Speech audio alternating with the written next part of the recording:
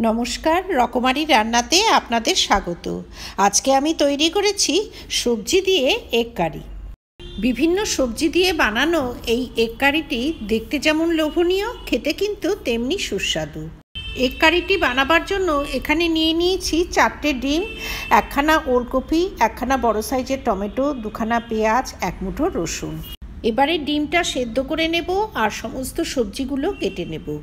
এখানে নিয়েছি আধা বাটি ফ্রোজেন মটরশুঁটি, 1 বাটি সেদ্ধ আলু, ওলকপিটা কেটে নিয়েছি, আর আছে 5-6টা বড় লঙ্কা, পেঁয়াজ, টমেটো ও 1 মুঠো ধনেপাতা কুচিয়ে নিয়েছি, 1 ইঞ্চি পরিমাণ আদা রয়েছে, আর সেদ্ধ ডিমের খোসাগুলো ছাড়িয়ে নিয়েছি। গ্যাসে কড়াই বসিয়ে দিয়ে দিলাম পর্যাপ্ত পরিমাণে তেল। তেলটা গরম হলে সবার প্রথমে ওলকপিগুলো ভেজে নেব। গ্যাসের ফ্লেমটা হাই করে দিয়ে আধা চামচ নুন অ্যাড করে ওলকপিটা বেশ কিছুটা সময় ভেজে নেব। কপিটা ঢাকা দিয়ে কিছুক্ষণ ভাপিয়ে নেব। এরপরে অ্যাড করে দিলাম সেদ্ধ করে খোসা ছাড়িয়ে রাখা নতুন আলু। ঢাকা দিয়ে আরও কিছুটা সময় ভাপিয়ে নেব। আধা চামচ হলুদ অ্যাড করে দিয়ে গ্যাসের ফ্লেমটা এবারে স্লো করে দেব। কিছুটা সময় এভাবে ভেজে নিয়ে অ্যাড করে দেব কেটে রাখা লঙ্কাগুলো। লঙ্কাগুলো এমনিতেই বেশ নরম, এগুলোকে খুব বেশি সময় ভাজার প্রয়োজন নেই। ফ্রোজেন মটরশুঁটিটা অ্যাড করে দিয়ে আরও কিছুটা সময় ভেজে নেব। মটরশুঁটিটা ঢাকা দিয়ে একটু ভাপিয়ে নেব। সবজিগুলোকে কিছুক্ষণ ভাপিয়ে নিয়ে ভালোভাবে ভেজে একটা থালায় তুলে নিলাম। এখানে নিয়েছি 1টা কালো এলাচ, 2টো লবঙ্গ, 2টো সাদা এলাচ, 2টো জয়িত্রী, 2টো দারচিনি আর আধা চামচ পাঁচফোড়ন। বাটা মশলার জন্য নিয়েছি 2টো ফ্রাই করা শুকনো লঙ্কা, 1 ইঞ্চি পরিমাণ আদা, 1 মুঠো রসুন, 1 চামচ ধনে, 1 চামচ জিরে আর সামান্য জল দিয়ে একটা পেস্ট বানিয়ে নেব।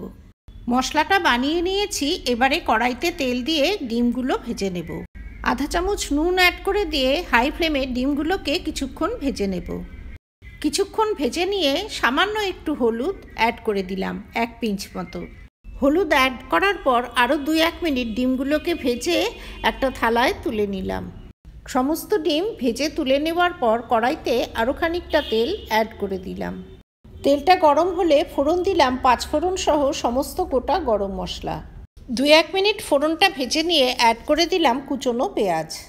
গ্যাসের ফ্লেম হাই করে দিয়ে হাই হিটে পেঁয়াজটা স্বচ্ছ হয়ে আসা অবধি ভেজে নিতে হবে। আধা চামচ নুন অ্যাড করে দিলাম। নুন অ্যাড করায় পেঁয়াজটা খুব তাড়াতাড়ি নরম হয়ে যাবে। পেঁয়াজটা স্বচ্ছ হয়ে এলে অ্যাড করে দিলাম মিক্সিতে যে ধনে জিরের পেস্টটা বানিয়ে রেখেছিলাম সেটা।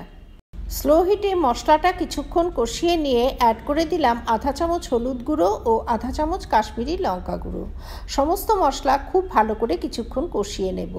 এতে মিক্সি ধোয়া খানিকটা জল অ্যাড করে দিয়ে আরও কিছুটা সময় কষিয়ে নিতে হবে।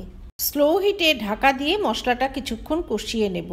মশলাটা কষাতে হবে ততক্ষণ যতক্ষণ না এর জলটা শুকিয়ে তেলটা ভেসে ওঠে। এইভাবে সময় নিয়ে কষাতে কষাতে মশলা থেকে তেল ছাড়তে শুরু করেছে। এবারে অ্যাড করে দেব কেটে রাখা টমেটোগুলো। এবারে মশলার সঙ্গে টমেটোটা কিছুক্ষণ কষিয়ে নেব। টমেটোটা ভালোভাবে সেদ্ধ হওয়ার জন্য ঢাকা দিয়ে একটু ভাপিয়ে নেব।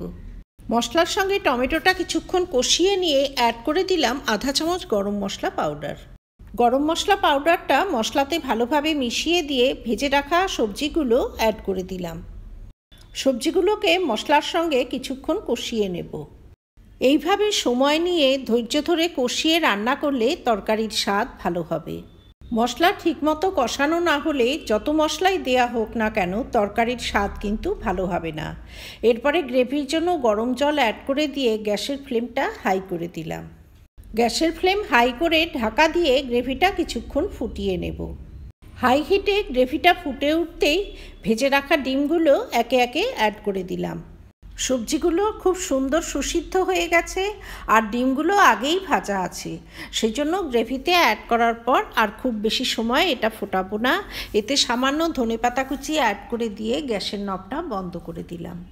তৈরি হয়ে গেল সবজি দিয়ে ডিমের কারি। আমার এই রেসিপি যদি ভালো লাগে তবে ভিডিওটিতে লাইক করবেন, শেয়ার করবেন। ভবিষ্যতে আরও রেসিপির জন্য আমার চ্যানেলটি সাবস্ক্রাইব করার অনুরোধ রইল।